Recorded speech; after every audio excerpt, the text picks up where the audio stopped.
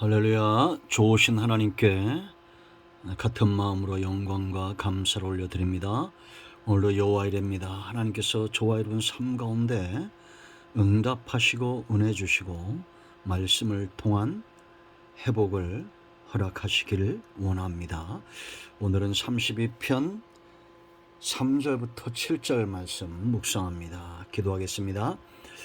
영광과 감사를 우리 하나님께 올려드립니다. 온 마음으로 하나님을 사랑합니다. 주의 보혈을 의지합니다.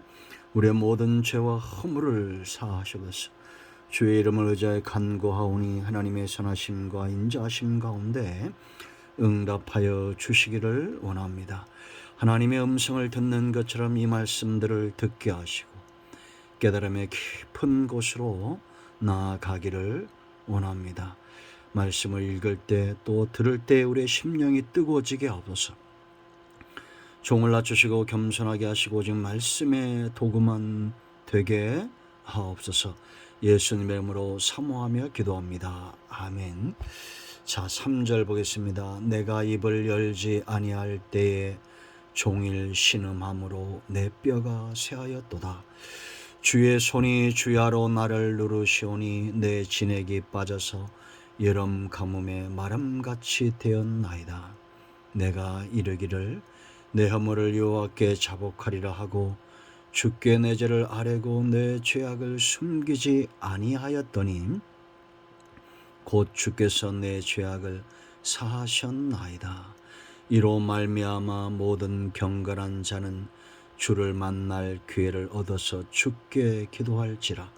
진실로 홍수가 범람할지라도 그에게 미치지 못하리이다.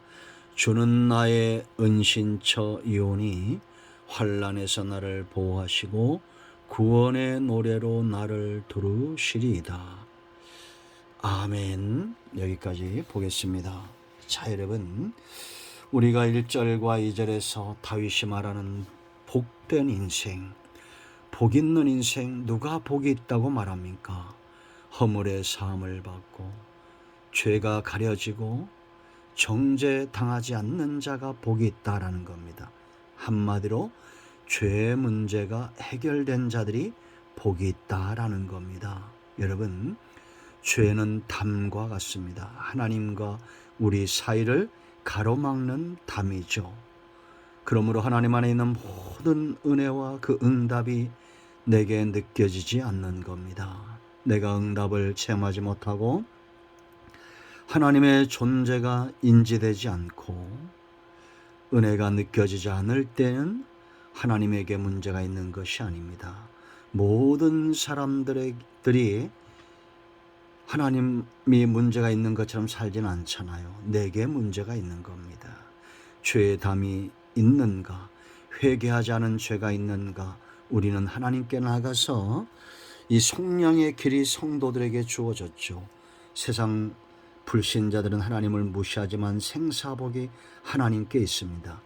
예수 그리스도의 보혈을 의지하여 속량의 길로 나아갈 때 하나님과의 관계가 회복되어질 겁니다.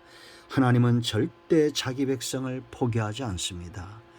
모든 인생은, 특별히 성도들은 하나님을 만났느냐 안 만났느냐, 그 전과 후로 나눠집니다.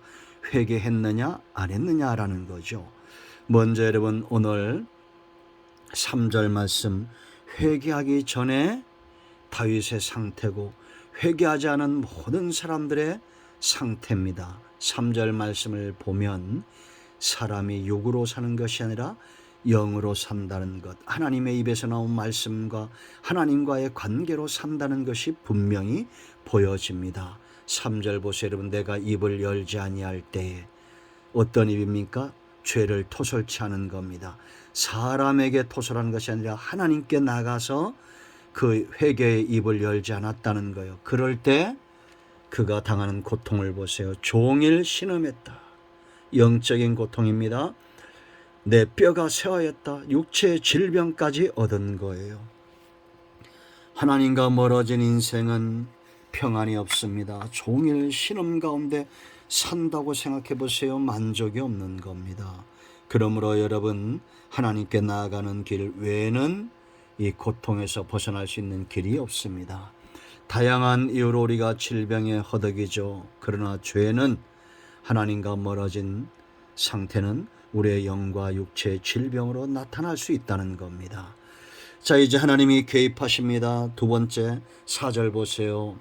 하나님이 어떻게 회개치 않는 다윗에게 문영혼들에게 개입하십니까? 주의 손이 주야로 나를 누른다.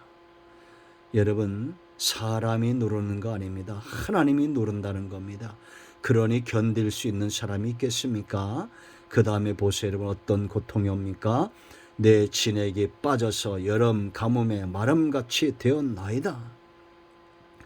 번뇌에 시달리고 염려와 근심의 노예가 되고 낮에는 피곤하고 밤에는 잠을 잘 수 없는, 주의 손이 나를 누르므로 진액이 다 빠져나가는 그런 고통을 당한다는 겁니다. 왜 하나님이 이런 고통을 주겠습니까? 회개의 자리로 나오라는 겁니다. 그러므로 여러분, 우리는 절대 하나님이 자기 백성을 포기하지 않는다는 것을 기억해야 됩니다. 그리고 회개할 때 가뭄 가운데 단비를 경험하게 될 거라는 거예요. 하나님과 씨름하지 마세요. 나를 누르는 하나님과 씨름하지 말고 죄와 싸워야 됩니다. 여러분, 히브리서 12장 4절 말씀 보세요. 너희가 죄와 싸우되 아직 피 흘리기까지는 대항하지 아니한다고 말합니다. 형식적으로 우리가 회개할 수 있죠. 형식적으로 기도할 수 있죠. 그러나 정말 피 흘리기까지 다윗이 금식하며 기도했던 것처럼 그렇게 죄와 싸워야 됩니다.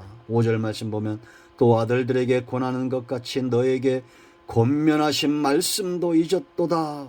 그들이 잊어버린 말씀이 뭡니까? 내 아들아, 주의 징계하심을 경히 여기지 말며 그에게 꾸지람을 받을 때 낙심하지 말라. 아멘. 시험 들지 말라는 얘기입니다. 주께서 그 사랑하는 자를 징계하시고 그가 받아들이시는 아들마다 채찍질 하심이라 하였으니, 사랑하기 때문에 누르시는 거요, 사랑하시기 때문에 매를 대는 겁니다. 자, 이제 그러면 어떻게 해야 됩니까? 하나님과 씨름하지 말고 빠른 속도로 하나님께 나아가 5절 보세요. 이제 후가 나옵니다. 5절로 7절 회개했을 때 내가 이르기를 내 허물을 여호와께 자복하리라 하고 내 죄를 아뢰고 내 죄악을 숨기지 아니하였더니, 그렇게 말합니다. 여러분, 고해성사 이런 거 천주교 잘못된 겁니다. 하나님께만 나아가서 고하십시오. 회개하십시오. 사람들에게 허물을 드러내면 좋은 결과를 얻을 수 없습니다. 하나님께 허물을, 내 중심의 깊은 죄를 아뢰었더니, 숨기지 아니했더니 빠른 속량이 옵니다. 곧 주께서 내 죄악을 사하셨나이다.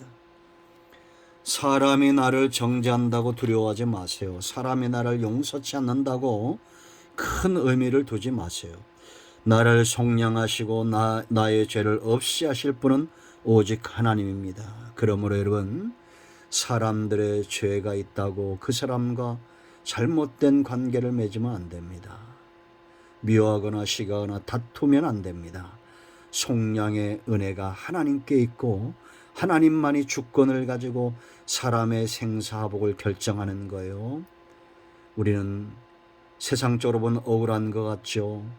그러나 참고 인내하는 자, 용납하는 자에게 하나님이 주시는 은혜가 큰 겁니다. 6절 보세요. 속량 다음에 오는 것이 있습니다. 경건함이 회복이 되고, 경건함이 회복이 되니 그 다음에 힘을 얻습니다. 강해집니다.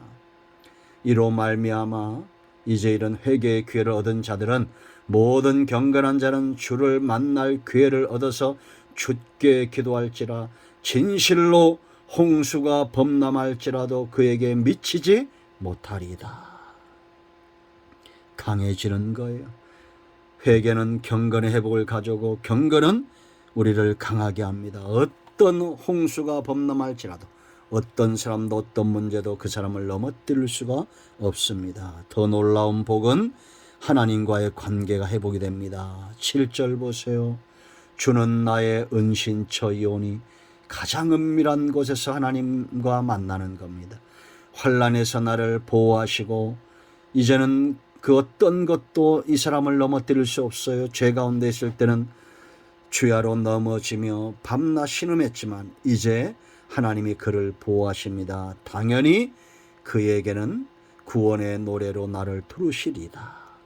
노래와 찬송이 그를 둘러싸고 있는 겁니다.